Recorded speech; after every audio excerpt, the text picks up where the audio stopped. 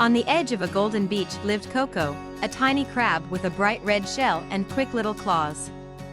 While most of the other crabs loved to dig in the sand and play near the waves, Coco spent her days exploring the tide pools. She was fascinated by the small fish, colorful shells, and sparkling stones that the ocean brought in. One sunny morning, a shadow loomed over the tide pools.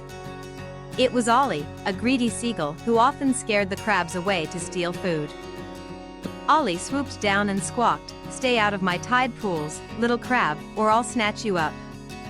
The other crabs scurried into their burrows, but Coco didn't move. Instead, she watched Ollie closely and came up with a plan. She noticed how much Ollie loved shiny things. The next day, Coco searched the tide pools and found a glistening, golden shell. She placed it in the open, where Ollie could see it. Sure enough, Ollie spotted the shiny shell and flew down immediately. "What's this? A golden treasure, just for me?" Ollie said greedily, snatching the shell. But as soon as he picked it up, he discovered it was slippery with seaweed. Before he could hold on to it, the shell tumbled into the deepest part of the tide pool. "My treasure!" Ollie cried, diving after it. But the water was too deep and murky for him to retrieve the shell.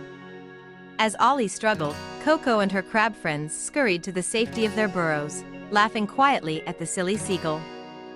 From that day on, Ollie never bothered the tide pools again.